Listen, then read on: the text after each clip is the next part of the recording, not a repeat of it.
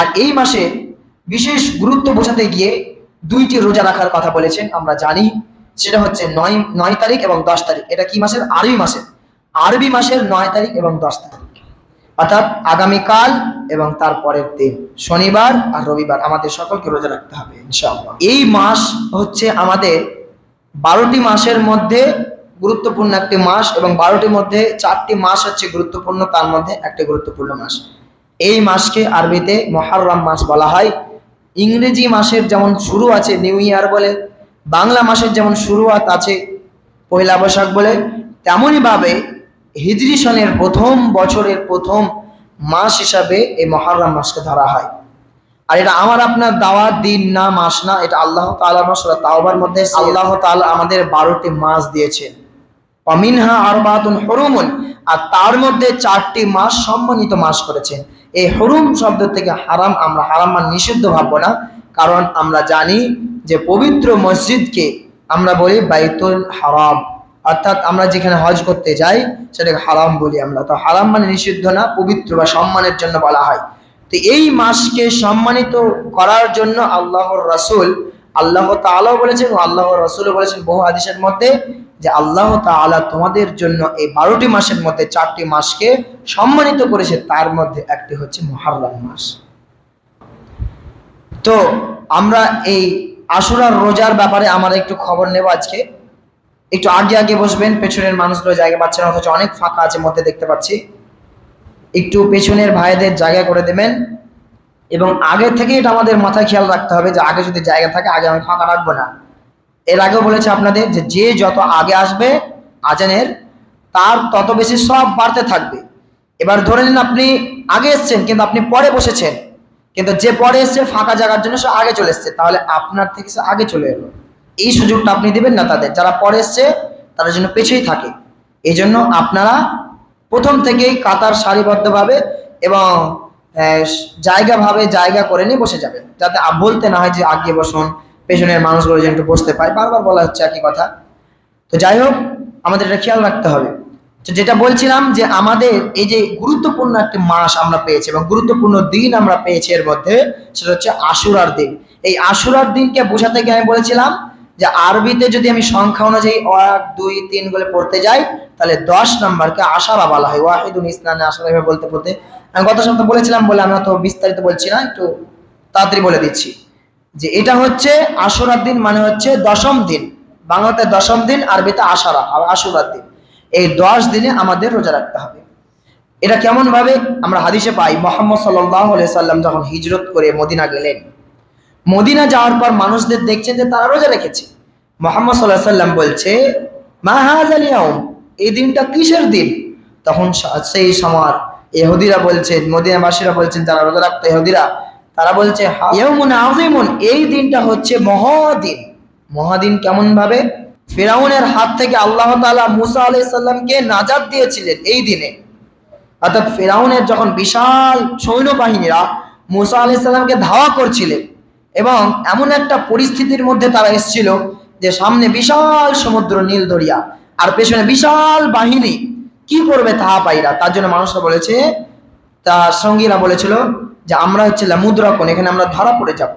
তখন মুসা আলাইহিস সালাম তাদেরকে বলেছিলেন, কাল্লা, কখনোই না, আল্লাহ তাআলা আমাদের সাথে আছেন, ইন্নাল্লাহা মাআনা, আল্লাহ তাআলা আমাদের সাথে আছেন, সায়াহদিন, তিনি আমাদের রাস্তা দেখিয়ে দেবেন।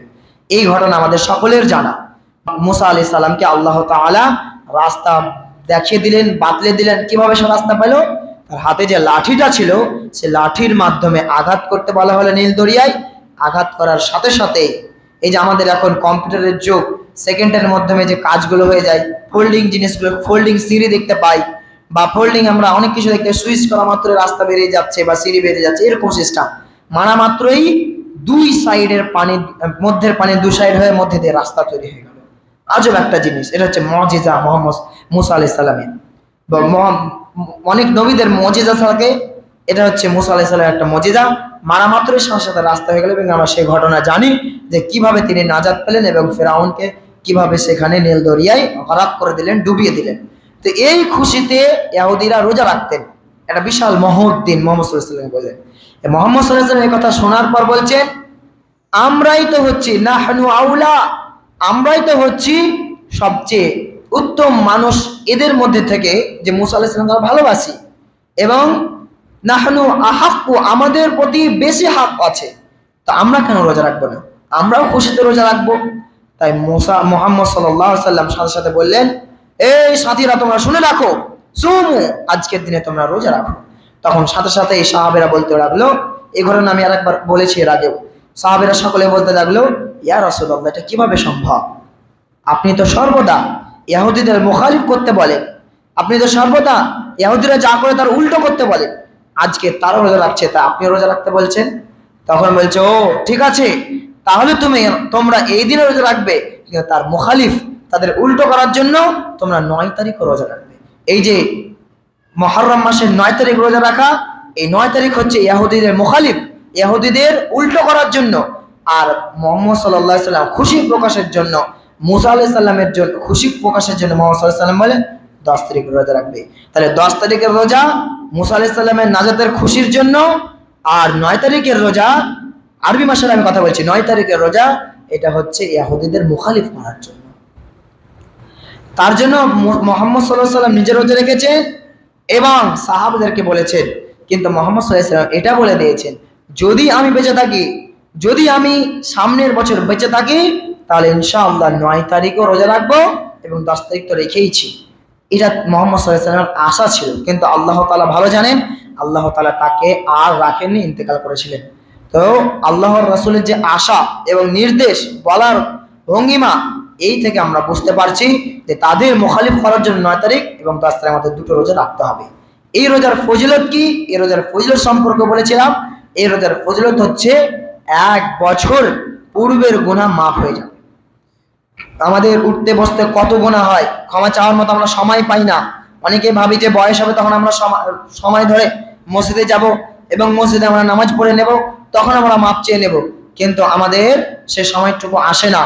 তো আমরা যদি এই দিনটাকে রোজা রাখি, তাহলে আমাদের কত সুবর্ণ একটা সুযোগ, যে গুনাহ করে রেখেছি, কাউকে কটু কথা বলেছি, কারোর সাথে অন্যায়ভাবে মারামারি করেছি, আল্লাহ তাআলা এই রোজার মাধ্যমে হয়তো এই সমস্ত গুনাহগুলো মাফ করে দিতেন। এই জন্য এই উদ্দেশ্য রেখে, এই নিয়াত রেখে আমাদের রোজা রাখতে হবে। এবং আমরা এই দিনের একটা ঘটনা জানি যে হুসাইন রাদিয়াল্লাহু তাআলা আনহুকে কারবালায় শহীদ করেছিলেন। তো এটা আমি আপনাদের বোঝাতে চাইছি, এটা দ্বারা এই ঘটনাটা আমি বলবো আপনাদের, যে আসরের রোজা অর্থাৎ যে 10 তারিখ রোজা রাখার এই খুশির দিনের রোজা আর এই হুসাইন আলাইহিস সালামের হত্যার দুঃখের সাথে আমাদের কোনো মিল নেই। কারণ মুহাম্মদ সাল্লাল্লাহু আলাইহি সাল্লামের হিজরতের প্রায় 50, কেউ কেউ বলেছেন 59, 50 বা 59 বছর পরে হুসাইন রাদিয়াল্লাহু তাআলা আনহুর মৃত্যু হয়। এত বছর পর, 60 বছরটা বেশি প্রসিদ্ধ, 60 বছর পরে হুসাইন রাদিয়াল্লাহু তাআলা আনহু কারবালাতে শহীদ হন। তারপরে যারা শিয়ারা, মুসলিমদের মধ্যে যারা শিয়া, তারা এই আশুরার দিনে হায়জন করা শুরু করলো এবং তারা রোজা রাখতে লাগলো, দুঃখ প্রকাশ করলো। কিন্তু এটা হচ্ছে এই আশুরা রোজার সাথে কোনো মিল নেই। মুহাম্মদ সাল্লাল্লাহু আলাইহি সাল্লাম হুসাইনের মৃত্যুর প্রায় 50 বছর আগে আল্লাহ তাআলা, আল্লাহর রাসূল এই রোজার নির্দেশ দিয়েছেন। তাহলে তার সাথে আমাদের এই আশুরার কোনো মিল নেই। সেই সাথে অর্থাৎ মুহাম্মদ সাল্লাল্লাহু আলাইহি সাল্লাম তখন জানতেন না যে আমার নাতি 50 বছর পর, আমার মৃত্যুর 50 বছর পর মৃত্যুবরণ করবে, তার জন্য তোমরা রোজা রাখো। এবং আমরা হাদিস দ্বারা স্পষ্ট প্রমাণ এটাও পেলাম যে সেই রোজা রাখা হুসাইনের মৃত্যুর শোকাহতর জন্য না, সেটা কিসের জন্য? মুসা আলাইহিস সালামের নাজাতের জন্য, খুশির জন্য। তো আমরা এখান থেকে স্পষ্ট প্রমাণ পাচ্ছি। এখন আমি আপনাদের একটু ইতিহাস বলবো, যেহেতু আমরা ইতিহাস পড়ি না, ইসলামিক ইতিহাস জানি না এবং সে ব্যাপারে আমাদের জানার চেষ্টাও রাখি না। তার জন্য আজকে যেহেতু আপনাদের পেয়েছি, আমি একটু হলেও একেবারে সংক্ষিপ্তভাবে আপনাদের আমি সেই যে কারবালার কাহিনী, যেটা আমরা শুনে এসেছি ছোট থেকে, কি কি মিথ্যা কি কি সত্য, সেটা আমরা এই ঘটনা দ্বারা আমরা বুঝতে পারবো কি কি শুনেছি মিথ্যা আর কি কি আমার সাথে মিলছে। দেখুন, আমরা যখন ইতিহাস পড়ি তখন খোলাফায়ে রাশিদিনের একটা মোটা খণ্ড আমরা পড়েছি। সেটাতে কে কে থাকবে? 4 জন খলিফা। মুহাম্মদ সাল্লাল্লাহু আলাইহি ওয়াসাল্লামের মৃত্যুর পর যে 4 জন খলিফা ছিলেন, আবু বকর, উমর, উসমান, আলী রাদিয়াল্লাহু তাআলা আনহুম, এরা। তারপরে উমাইয়া, তারপর আব্বাসি, উমাইয়া যুগ, আব্বাসি যুগ, এভাবে কিন্তু স্তর বাই স্তর একটা যুগ চলে গেছে। তো একটা মোটা মোটা খণ্ড তাদের আছে, তো সেগুলো যদি আমি বলতে যাই 4 ঘন্টা 5 ঘন্টা বললেও সময় কিন্তু আমি দিতে পারবো না। তো এটা হচ্ছে গুরুত্বপূর্ণ যেহেতু সময়, এই সময়ে আমাকে হিসাব লাগবে আল্লাহ তাআলার কাছে যে আমি 8 ঘন্টা বা 35 মিনিট আপনাদের সামনে আমি বলেছি, কিন্তু কি আমি জ্ঞান আপনাদের দিয়েছি এই ব্যাপারগুলো আমি আগেও বলে দিয়েছিলাম। এবং আপনাদের আল্লাহ তাআলা হিসাব নেবেন যে আপনি যে 8 ঘন্টা এখানে এসে সময় দিয়েছেন, তো আপনি কি শিখেছেন এবং নিজেকে দিনের পর ডে বাই ডে কি পরিবর্তন নিয়ে এসেছেন, এটাও কিন্তু আল্লাহ তাআলা আপনাদের প্রশ্ন করবেন। এবং এই মর্মে একটা হাদিসও আছে, কুল্লুকুম রাইন ওয়া কুল্লুকুম মাসউলুন আন রাইয়াতিহি, প্রত্যেক মানুষকে প্রত্যেক দায়িত্ব সম্পর্কে জিজ্ঞাসা করবে। আমি যেহেতু এই মসজিদের ইমাম, তাই আমার মসজিদের মুসল্লিরা কি ডেভেলপ করেছে, আমি তাদের কি শিখিয়েছি, কতটা পরিবর্তন করিয়েছি, কতটা আমার চেষ্টা ছিল, সেটা আল্লাহ তাআলা দেখবেন। এবং আপনাদেরও আল্লাহ তাআলা দেখবেন যে আপনি এই মৌলভী সাহেবের দ্বারাই বা তার কোরআন হাদিসের মাধ্যমে আপনি কতটা নিজেকে পরিবর্তন করতে পেরেছেন। এতটা সপ্তাহ আপনি এই মসজিদে নামাজ পড়েছেন, এতটা সপ্তাহ আপনি জুমার দিনে বক্তব্য শুনেছেন, কিন্তু কি পরিবর্তন করেছে, যে প্রত্যেক সপ্তাহে বিষয় পরিবর্তন করে করে আমি গুটি গুটি সময় পেয়ে আপনাদের সামনে একটু কিছু জ্ঞান নিয়ে এসে আপনাদের সামনে যে বলি, সেটা দ্বারা আপনি কি পরিবর্তন করেছেন, অবশ্যই কিন্তু পাকড়াও কিয়ামতের দিন হবেন। তো যেটা বলছিলাম যে ইতিহাস সম্পর্কে যেহেতু আমরা নির্বোধ, আমরা জানি না, আমাদের জ্ঞান নেই, সে ব্যাপারে আমি আপনাদের সামনে একটু বলবো। আমরা জানি যে যুগের পালা বদলার সাথে সাথে যুগে যুগে খলিফা পরিবর্তন হয়েছে, বছরে বছরে খলিফা পরিবর্তন হয়েছে, একজনের পর আরেকজন এসছে। তো যখন আমরা উমাইয়া, ডাইরেক্ট উমাইয়া যুগে আমি আসছি, খোলাফায়ে রাশিদিন বাদ দিয়ে, উমাইয়া যুগ কার মাধ্যমে শুরু হয়েছে? উমাইয়ার যুগ শুরু হয়েছে মুআবিয়া রাদিয়াল্লাহু তাআলা আনহুর প্রথম শুরু থেকে। তো মুআবিয়া রাদিয়াল্লাহু তাআলা আনহু তিনি 20 বছর ধরে রাজত্ব, খুবই সুন্দরভাবে একটু শুনবেন, নাহলে বুঝতে পারবেন না। এবং আমি তাড়াতাড়ি যেহেতু অল্প সময়ে বলবো, একটু চেষ্টা করবেন বোঝা, একটু ভাইটাল বিষয়, যেহেতু মুসলমানের মধ্যেই মারামারি ঝগড়া একটু বোঝার ক্ষেত্রে এরকম হয়, কিন্তু আমাদের আকীদা হারালে হবে না, সে ব্যাপারে আমি বলবো। একটু সাউন্ডটা বেশি লাগছে, মনে হচ্ছে শুনতে পাচ্ছেন কিনা আল্লাহ জানে। তো মুআবিয়া রাদিয়াল্লাহু তাআলা আনহু যখন খলিফাতে ছিলেন, তখন তিনি 20 বছর রাজত্ব করেছেন। এবং মানুষরা খুশি হয়ে মুআবিয়া রাদিয়াল্লাহু তাআলা আনহুকে বললেন যে মুআবিয়া রাদিয়াল্লাহু তাআলা আনহু, আপনার খেলাফত কালে মুসলিমরা একটু শক্তিশালী হয়েছে, আপনার আগে যারা ছিল একটু ঝগড়ার কারণে, মানুষের মানহীন কারণে একটু মীমাংসা থেকে একটু দূরে সরেছিল, বা একটু মানহীনতার কারণে একটু ইসলাম যেহেতু পিছিয়ে যাওয়া লাগছিল, কিন্তু আপনি খেলাফতে আসার কারণে মুসলিমরা একটু ওয়াকাবি হয়েছে, একটু শক্তিশালী হয়েছে, এবং আপনার রাজত্বকালে খুবই সুন্দর চলেছে। আপনার যেহেতু এখন চলে যাওয়ার সময়, আপনার যেহেতু এখন বয়স ঘনিয়ে এসেছে মৃত্যুর দিকে, তা আপনি এমন একজনকে শাসক আমাদের সামনে করে যান, সে যেন আপনার মতো সুন্দরভাবে এই খলিফাত চালাতে পারে, এই রাজ্য চালাতে পারে। তো তিনি ভাবলেন যে আমার ছেলে ইয়াজিদ এই হয়তো আমার মতো এই চালাতে পারবে, তিনি সেটা ভাবলেন। তার জন্য ইয়াজিদকে, তার ছেলেকে, ইয়াজিদ বিন মুআবিয়া, অর্থাৎ ইয়াজিদকে, মুআবিয়ার ছেলেকে তিনি রাজ্যে ঘোষণা করলেন যে এই খেলাফত করবে আমার পরে।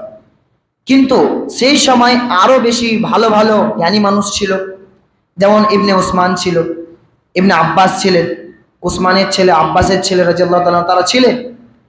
তো তাদেরকে না করার কারণে কিছু কিছু মানুষ তাকে কি করলেন, বায়াত করলেন, অর্থাৎ মেনে নিলেন খলিফা হিসাবে। আবার কিছু কিছু মানুষ মানল না, অর্থাৎ বহু মানুষ মেনে নিলেন, বহু মানুষ মানল না। মক্কার কিছু মানুষ মানল না, এবং মদিনারও কিছু মানুষ, বা বিশেষ কিছু মানুষ মদিনার এবং মক্কার মানল না, আবার বিশেষ কিছু মানুষ মেনে নিল। এবং তার সাথে হুসাইন রাদিয়াল্লাহু তাআলা আনহু, এটা কে প্রথমে আগে জানেন? হুসাইনকে মুহাম্মদ সাল্লাল্লাহু আলাইহি সাল্লামের কে নাতি, অর্থাৎ তার মেয়ে ফাতিমা রাদিয়াল্লাহু তাআলা আনহার মেয়ের ছেলে। তো তিনি কিন্তু মানলেন না যে এভাবে হয় না, আরো কেউ আছে ভালো, তাদেরকে দেওয়া হোক। তিনি মানলেন না, এখানে একটু রাগারাগি তাদের মধ্যে হওয়ার কারণে তিনি মানলেন না তাকে। তো তারপরে কুফার মানুষগুলো, কুফাতে যারা বাস করে, তারা বলতে শুরু করলো যে হোসাইন রাদিয়াল্লাহু তাআলা আনহু, আপনাকে আমরা মানবো, ইয়াজিদকে আমরা মানবো না, এবং ইয়াজিদের পিতাকেও আমরা মানিনি, মুআবিয়াকে আমরা মানিনি। তো আপনি আমাদের শহরে চলে আসুন, আপনাকে আমরা মানবো। হাজার হাজার মেসেজ আসতে থাকে, চিঠি আসতে থাকে। তবে তিনি ভাবছেন যে ওখানে যাওয়া আমার ঠিক হবে কিনা, যেহেতু কুফা অনেক দূর, আমাকে তারা মানবে কিনা। তার জন্য মুসলিম একজনের নাম ছিল, তাকে পাঠানো হলো পরিস্থিতি কেমন দেখার জন্য। তিনি যখন কিছু সাহাবাকে নিয়ে গেলেন, দেখলেন যে অনুকূল ঠিক আছে, পরিবেশের অনুকূল ঠিক আছে, এবং তারা হুসাইন রাদিয়াল্লাহু তাআলা আনহুকে মানতে তারা প্রস্তুত। তিনার হাতেও বায়াত করলেন যে মুসলিম গিয়েছিল তার। তো মুসলিম কি করলেন, সাথে সাথে চিঠি লিখলেন মুআবিয়াকে না সরি, তিনি সাথে সাথে হুসাইন রাদিয়াল্লাহু তাআলা আনহুকে চিঠি লিখলেন। চিঠি লিখে বলছেন যে আপনি আসুন, এরা আপনাকে মানতে রাজি আছে। কিন্তু ইবনে আবু বকর এবং ইবনে আব্দুল্লাহ ইবনে উসমান তারা নিষেধ করছে যে না, আপনি যায়েন না, আপনার বাবা অর্থাৎ আলী রাদিয়াল্লাহু তাআলাকে তারা কুফার লোক মানেনি, তারা হত্যা করেছে, আপনি যায়েন না, আপনাকেও তারা হত্যা করবে। আমি কিন্তু কারবালার ঘটনাটা আপনাদের বলার চেষ্টা করছি, আস্তে আস্তে যাচ্ছি স্টেপ বাই স্টেপ। তো তিনাকে বলা হলো যে আপনি যায়েন না, আপনি গেলে আপনাকে হয়তো তারা মানবে না, তারা ধোকার মধ্যে ফেলবে। তো চিঠি কিন্তু চলেছে, ফোন তো না যে ফাটাফাট উত্তর আসবে, চিঠি চলেছে। এবং সেই চিঠি যখন পড়ে বুঝতে পারলেন যে হ্যাঁ পরিবেশ অনুকূলে আছে, তারা আমাকে মানতে রাজি, সাথে সাথে তিনার পরিবার নিয়ে তিনি বাইরে এলেন। কেউ কেউ বলেছে 72 জন ছিল, কেউ কেউ বলেছে 71 জন ছিল, কেউ কেউ বলেছে 41 জন ছেলে এবং 31 জন মেয়ে ছিল। তো যাই হোক, তার পরিবার এবং কিছু সাথীকে নিয়ে তিনি কুফার দিকে রওনা হলেন। কিন্তু এই দিকে মুআবিয়ার ছেলে ইয়াজিদ, তিনার কিন্তু খবর চলেছে যে আমাকে তারা মানেনি, তার জন্য হুসাইন কোথায় যাচ্ছে, কুফার দিকে যাচ্ছে। তো সে দলবল নিয়ে তাকে পাঠিয়ে দিল যে কুফার বাসিন্দারকে খবর দিয়ে দাও, তারা যেন হুসাইনকে না মানে, তারা যদি হুসাইনকে খেলাফত হিসেবে মেনে নেয় তাহলে সবাইকে আমি তছনছ করে দেব। এই ভয় দেখানোর জন্য একজন ব্যক্তি যখন এলো কুফায়, তখন তারা ভয়ে কিন্তু সারেন্ডার হয়ে গেছে। আর যে মুসলিম ব্যক্তিকে পাঠানো হয়েছিল, মুসলিম নামে ব্যক্তিকে, তাকেও তারা গ্রেপ্তার করেছে, তার সাথীদের মেরে দিয়েছে। ইয়াজিদ অর্থাৎ মুআবিয়ার ছেলে সাথে সাথে মারার পর কিন্তু সে বলছে মুসলিম যে আমাকে তুমি একটা চিঠি লিখতে দাও, তাহলে হয়তো হুসাইন আসবে না কুফায়, তাহলে তারপর আমাকে মেরে দাও। সে চিঠি লিখলো, তাকে সময় দেওয়া হলো। চিঠিতে এরকম ভাবে লিখেছিল যে আপনি আসেন না, আপনার সাথে এরা ধোকা দিয়েছে, আপনি এরা আপনাকে মারবে। কিন্তু এই চিঠিটা যাচ্ছে একদিন পরে যাওয়ার কারণে হুসাইন রাদিয়াল্লাহু তাআলা আনহু অনেকটা পথ কুফার দিকে চলে এসেছে। এবং সাথে সাথে তার যে মানুষটাকে পাঠানো হয়েছিল হুসাইন রাদিয়াল্লাহু তাআলা যাকে পাঠিয়েছিলেন তাকে হত্যা করে দিয়েছে। এবং ইয়াজিদের যে সেনাবাহিনীগুলো এসেছিল তারা হুসাইনকে আটক করেছে রাস্তার মধ্যে। কিন্তু হুসাইন রাদিয়াল্লাহু তাআলা আনহু চেষ্টা করেছিল চিঠি পাওয়ার পরে যে সে রাস্তা পরিবর্তন করে নেবে, সে আর যাবে না কুফায়। কিন্তু তারা আটকাও করেছে, তারা ধরে সমস্ত মানুষকে এক কর থেকে মারতে শুরু করেছে, সমস্তকে হত্যা করে সবকে মেরে ফেলে দিয়েছে। সাথে 71টা মানুষের মধ্যে 70টা মানুষকে মেরে দিয়েছে। এখন বাকি থাকে হুসাইন রাদিয়াল্লাহু তাআলা আনহু। এটা কোথায় ঘটছে? এটা কারবালার ময়দানে ঘটছে। এই কারবালার ময়দানকে নিয়ে এত কিছু ঝামেলা। আজকের এই 10 তারিখ আপনারা দেখবেন, এই 7 তারিখ ইংলিশ মাসের 7 তারিখ, আরবির 10 তারিখ দেখবেন, বা 6 তারিখ এতে মুর্শিদাবাদে বিশাল হই হল্লা শুরু হবে। তো তাকে মারা হয়েছে এবং তাকে বলা হলো, হুসাইন রাদিয়াল্লাহু তাআলা বলে আমাকে তোমরা মেরো না, আমাকে হয় মদিনায় পাঠিয়ে দাও, না হলে মক্কায় পাঠিয়ে দাও, না হলে আমি মুআবিয়ার ছেলে ইয়াজিদকে আমি খলিফা হিসেবে মেনে নিব, আমাকে মাফ করে দাও। কিন্তু তারা মাফ করলো না, তাকে মারলো, টুটি থেকে আলাদা করে নিয়ে মানে এই যে মাথাটাকে আলাদা করে নিয়ে মুআবিয়ার ছেলে ইয়াজিদের কাছে চলে গেল। এই ঘটনার মধ্যে অনেক ভুল ভ্রান্তি আছে। বলছে যে হুসাইনকে ফেলে দিয়ে চিৎ করে পায়ের দিক থেকে ধরে মাথার দিক থেকে ধরে আলাদা আলাদা করে দুটো করলো, হাত নষ্ট করে দিল, আলাদাই করে দিল। এবং যেখানে কারবালার ময়দানে আসমান থেকে কি আসলো, রক্তর বৃষ্টি পড়ছিল, পাথর তুলছিল, তো পাথরের তল দিয়ে রক্ত বের হচ্ছিল, এগুলো সব ভুয়া কথা, এগুলো সব মিথ্যা, এমন বড় কথা, ওরকম কিছুই না। তাকে যখন মেরে দিল, মাথাটাকে মুআবিয়ার ছেলে ইয়াজিদের কাছে নিয়ে চলে গেল। ইয়াজিদ কিন্তু তাকে হত্যা করতে নির্দেশ দেয়নি। এটা আমাদের ভুল আকীদা। ইয়াজিদকে আমরা গালাগালি করি অনেক। ইয়াজিদ ছিলেন ভালো মানুষ, তিনি 5 ওয়াক্ত নামাজ পড়তেন, তিনিও ছিলেন মুসলিম এবং এখনকার মুসলিমের থেকে অনেক ভালো মুসলিম তখনকার। তিনি ভালো ছিলেন, তিনি নির্দেশ দেয়নি। কিন্তু এটা ভিন্ন কথা যে তিনি মারা হয়েছে এটা জানেন, তারপরও যারা মেরেছে তাদের বিপক্ষে কোনো রকমের বিচার করেননি। এই জন্য অনেক মুসলিম স্কলাররা রাগেন তিনার প্রতি। এটা ছিল ছোট একটা ইতিহাস, আমি বড় আছে। এইভাবে হুসাইন রাদিয়াল্লাহু তাআলা আনহুকে কারবালার ময়দানে শহীদ করা হয়েছিল, এভাবে তিনি শহীদ হন। এই ব্যাপারটা নিয়ে এখনকার শিয়া, মুসলিমের মধ্যে যারা শিয়া, তারা বিশাল তৈল তুফান লেগে যায়। তারা কি করে, ভাবে আজকের দিনে যদি আমরা দুঃখ প্রকাশ করি তাহলে পারে জান্নাতি, আজকের দিনে যদি আমরা মরে যাই তাহলে জান্নাতি, আজকের দিনে যদি আমরা কষ্ট যত দিব নিজেকে, যেহেতু হুসাইন রাদিয়াল্লাহু কষ্ট পেয়েছেন তার জন্য আমরা জান্নাতি, যদি মরে যাই তাহলে জান্নাতি। এরকম ভাবে তারা অনেক কষ্ট ক্লেশ সহ্য করে। অথচ আল্লাহ তাআলা বলেছেন এই মাস হচ্ছে সম্মানীয় মাস, এই মাসে কোন রকমের খুন খারাপি চলবে না, এই মাসে কোন রকমের যুদ্ধ চলবে না, এই মাসে ঝগড়া ঝামেলা চলবে না। এটা হচ্ছে অন্যায় তারা করে। আল্লাহ তাআলা নিজে নিষেধ করেছেন এই মাসে ঝামেলা করতে, খুন খারাপি করতে, অথচ এই মাসে শিয়ারা কি করে, খুন খারাপি করে, অর্থাৎ নিজে মারে এবং রক্ত বের করে নিজের শরীরে এবং নিজে কষ্ট দেয়। এবং ইসলামে আরেকটা বিধান আছে যে নিজেকে কখনোই কষ্ট দেওয়া যাবে না। তাহলে এটা একটা তারা অন্যায় করে, দুটো অন্যায়, একটা হচ্ছে আল্লাহর রাসূল এবং আল্লাহ তাআলা এই মাসে খুন খারাপি করতে নিষেধ করেছে তাও করে, এবং মুহাম্মদ সাল্লাল্লাহু আলাইহি সাল্লাম বলেছেন যে নিজেকে কষ্ট দেওয়া যাবে না, তখন তারা দেয়। তাই কই বলেন যে কুফাবাসীদের উদ্দেশ্যে কি তাদের কষ্ট হয়েছিল সেটা হুসাইন রাদিয়াল্লাহু আনহু কি বলেছেন, কবির মাধ্যমে বলছেন, মুঝকো কুফা वालो मुसाफिर न समझो, मुझ में आया नहीं हूँ मुझे बुलाया गया है, कि मेहमान नवाजी कैसा क्या है कि मैं रोया नहीं हूँ मुझे रुलाया गया है। এভাবে একটা বড় গজল আছে, শের শায়রি আছে, তার কষ্টটাকে কবিরা উর্দুতে এটা বলার চেষ্টা করেছে, আমরা সেটা শুনেছি। তো যাই হোক, এখান থেকে আমরা যে শিক্ষণীয় বিষয়গুলো পাচ্ছি সেটা হচ্ছে যে হুসাইন রাদিয়াল্লাহু তাআলা আনহুর মৃত্যুর জন্য তার শোকাহতে আমরা রোজা রাখি না, এই রোজা আমরা রাখি মুসা আলাইহিস সালামের নাজাতের জন্য, খুশির জন্য এবং মুহাম্মদ সাল্লাল্লাহু আলাইহি ওয়াসাল্লামের নির্দেশের জন্য। এবং এই দিনে আমাদের বেশি বেশি কাজকর্ম, ভালো কাজ করতে হবে, ভালো আমল করতে হবে, দান খায়রাত করতে হবে, সাদকা করতে হবে, এরকম কাজগুলো আমাদের বাড়িয়ে দিতে হবে, যেহেতু এটা সম্মানীয় মাস।